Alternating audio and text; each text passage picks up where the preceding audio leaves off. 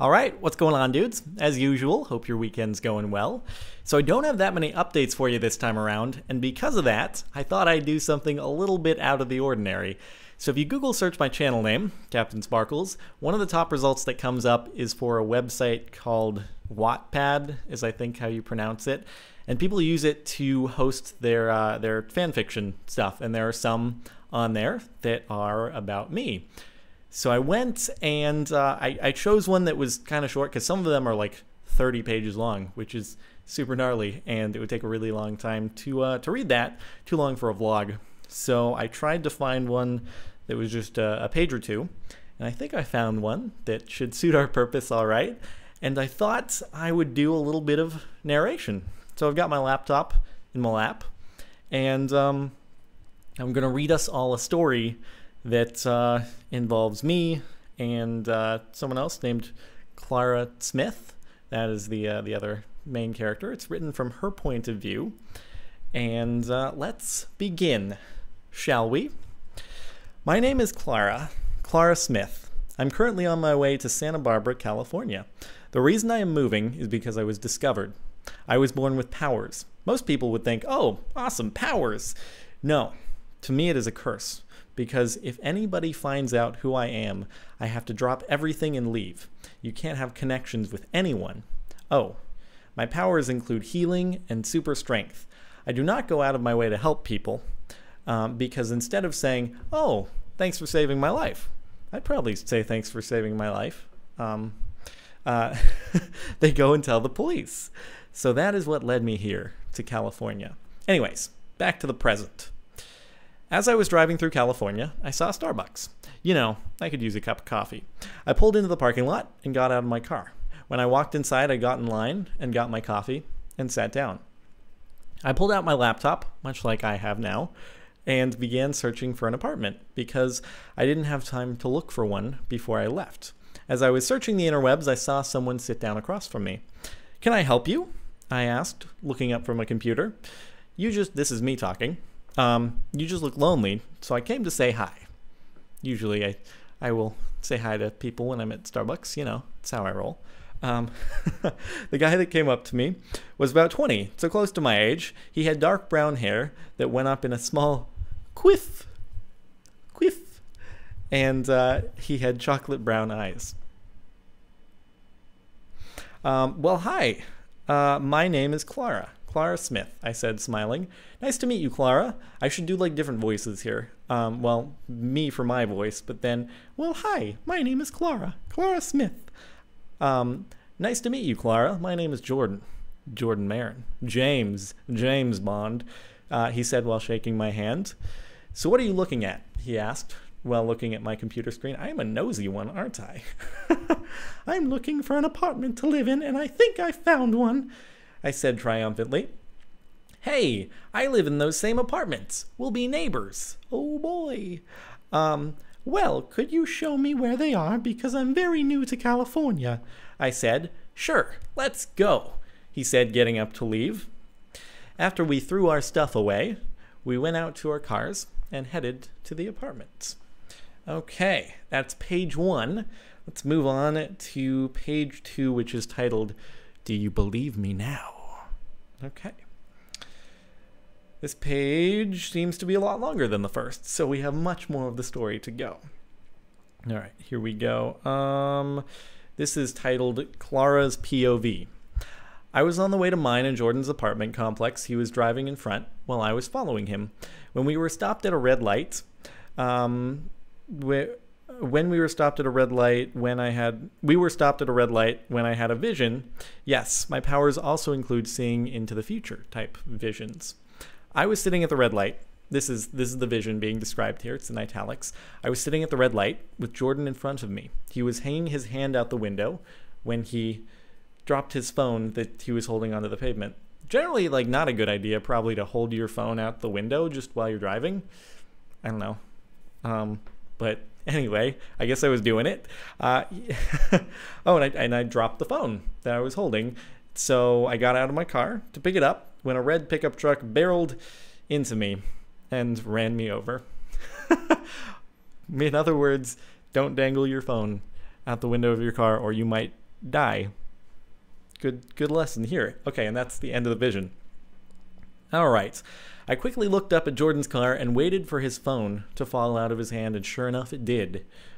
He opened the door to get out, and when I saw it, I saw the truck in the distance. I got out of the car as fast as I could and jumped in front of Jordan, covering him with my body. The truck slammed into us, full force, but since I had super strength, it didn't hurt me much. This would be a useful person to have around me. Or even more useful, actually, to be her, but then she said superpowers aren't really good. So anyway, back to the story. I released a full breath. I didn't realize I was holding and looked at Jordan. He looked confused and shocked, all at the same time. I grabbed his hand and dragged him to my car, since he didn't have much of a car anymore, and sat him in the passenger seat while I slid into the... Oh, okay, so the car hit my car.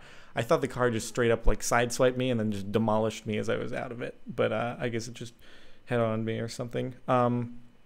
Okay, so I sat down in the passenger seat and she slid into the driver's seat. What just happened? A pale-faced, shocked-looking Jordan asked. I just saved your life. Your damn life. That's what happened. I mumbled. Jordan didn't say any more as he looked out the window. We finally arrived at the apartments. I got out of the car and went to Jordan's side of the car.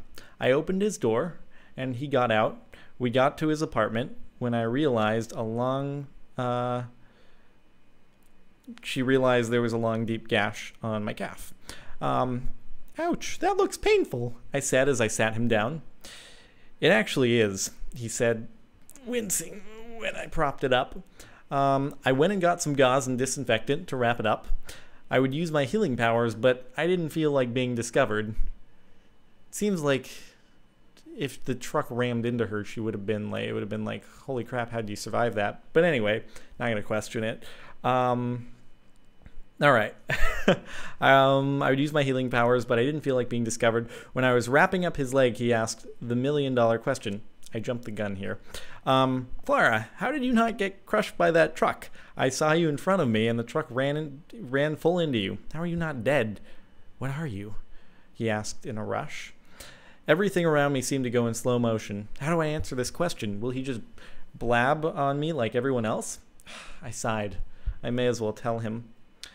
I will tell you, on one condition, I said, holding up my index finger to show emphasis on one. Okay, just tell me, he said, turning pale. You can't freak out, and just keep an open mind, and don't tell anybody what I am about to tell you, I said, putting my pointer finger to his chest. I won't. You have my word, he said, holding his hand onto his chest. I sighed.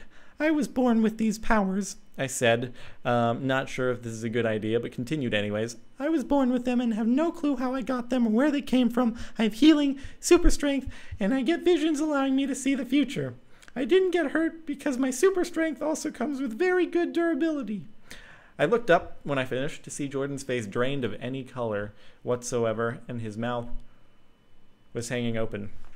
He had 3 expressions written all over his face: shock, disbelief, and confusion. I don't believe you, he said, looking down at his hands. I didn't expect you to, so I will just have to show you, I said. Jordan looked at me with a scared expression as I grabbed his calf that was injured. I closed my eyes and concentrated on healing the torn flesh.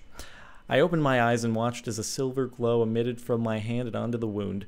Jordan started to squirm away, but I looked at him and said, I looked at him with a "don't move or I will break your arm off" kind of look.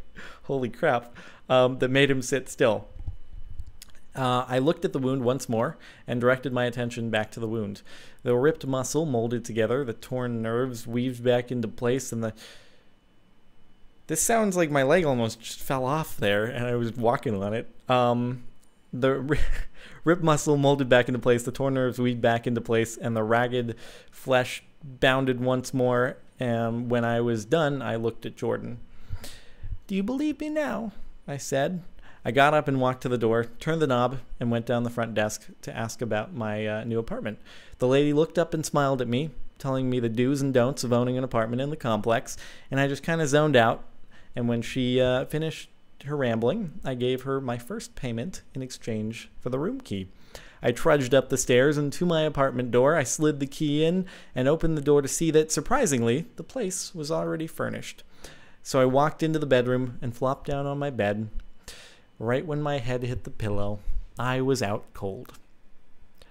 And thus concludes, what is the title again? Why Me? A CaptainSparklez fanfiction. So, hope you enjoyed that. Well, actually, I should give all credit to the author because, yeah, it was a fun read. I'm trying to see if I can get an author name here. It doesn't look like there is one. One sec. I'm trying to find this really quickly. Let's see. It's by, well, the username is GiraffeLover238. So thank you for writing that. Feel free to let me know if you think I should read more fan fictions in the future. And, yeah. That said, thanks for watching, dudes. And I'll see you next time.